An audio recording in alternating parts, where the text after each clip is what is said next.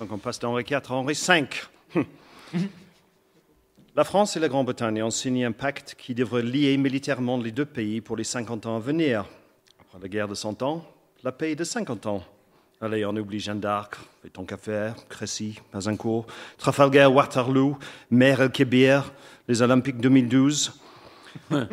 Ceci dit, un militaire anglais fait plus confiance à un militaire français qu'un politicien anglais, et vice-versa. Tous des lions commandés par des ânes. C'est le 11 novembre, je dis. Oui. Lors de la signature du traité mardi dernier, nous avions la curieuse impression d'assister à la prestation d'un vieux numéro de musical, chacun des protagonistes personnifiant le stéréotype d'une culture divergente qui, par le passé, était entendue comme conflictuelle plutôt que complémentaire. Voilà la grande vadrouille.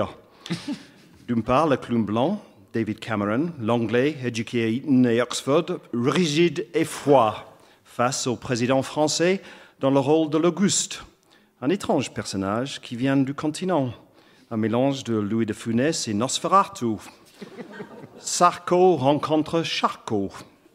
C'est une sorte d'autoparodie qui frôle le Grotowski. Sarkozy donne une imitation de Sarkozy faisant une impression de lui-même, gesticulant et gigotant comme une marionnette qui aurait ses fils emmêlés, alors que Cameron nous offre le contre-pied droit et stoïque, sans émotion apparente. Lors de la signature, le président Sarkozy tend sa main à Mr. Cameron, qui ne le voit pas. Piqué, le président retire sa main et semble ruminer sa revanche tout en signant les papiers de l'Alliance. Chose faite, M. Sarkozy offre une seconde fois sa main au Premier ministre britannique. Cette fois-ci, Mr. Cameron voit la main, tend la sienne, mais le président Sarkozy retire sa main avant que Mr. Cameron puisse l'empoigner. Quel numéro de slapstick! Je t'ai eu! Bras d'honneur. Vive la diplomatie internationale. Néanmoins, votre président a un tel charisme qu'après sa visite, un vent de liberté contestataire a soufflé sur les citoyens britanniques. Résultat, 3 grèves en à peine une semaine. Grève des pompiers, grève de la BBC et grève du métro londonien. Du jamais vu depuis 30 ans. Liberté, fraternité, Her Majesty. Aux armes, chers citoyens, God save our Marseillaise. On se demande si ce pacte militaire va durer, ou si le président français va nous laisser tomber aussi vite qu'il a laissé tomber le Dalai Lama. Un dicton anglais dit qu'il ne faut jamais faire confiance à une personne de petite taille parce que sa tête est trop près de son cul.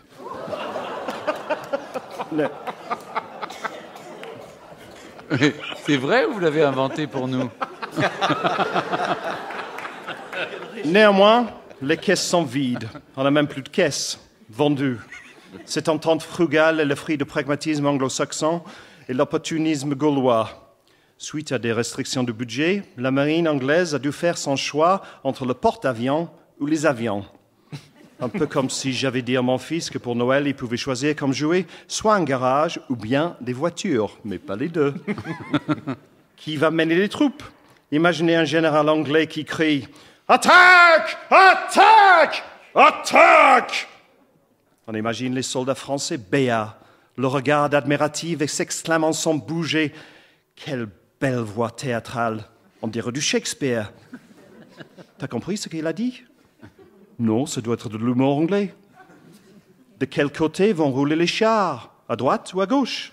Les bateaux anglais sont munis de prises électriques britanniques, donc il ne faudra pas oublier d'amener à la guerre des adaptateurs, sinon vous ne pourrez pas recharger vos mitraillettes. Et qu'allons-nous faire si nous voulons envahir l'ennemi ancestral, la France? Il faudra attendre notre tour pour utiliser vos avions pour nous bombarder nous-mêmes, pour ne pas rompre l'alliance. Pas de guerre pendant le mois d'août, CDD avec option CDI si les hostilités durent. On se bat 35 heures par semaine avec un déjeuner de 2 heures, avec Canal+ et TV5 en option. De toute façon, ça ne pourra pas marcher. Ça ne pourra pas marcher. Les Français font toujours ce qu'ils veulent, quand ils veulent et quand ça les arrange. Ils ne supportent pas d'être contredits et ont besoin d'attention constante, sinon ils peuvent se comporter d'une façon imprévisible, voire même violente. Je sais de quoi je parle. Ma femme est française. Et c'était à ce moment que mon téléphone devait sonner. Ah, voilà. Allô? Ah, c'est rien, sweetheart. C'est ma femme. Oh, fais pas attention, c'est juste des conneries que je raconte à l'antenne. Rien de personnel. Et je crois qu'il faut que j'arrête là. Mais n'oublions pas qu'un vrai soldat ne se bat pas parce qu'il a de la haine pour l'ennemi en face, mais parce qu'il aime ceux qui sont derrière.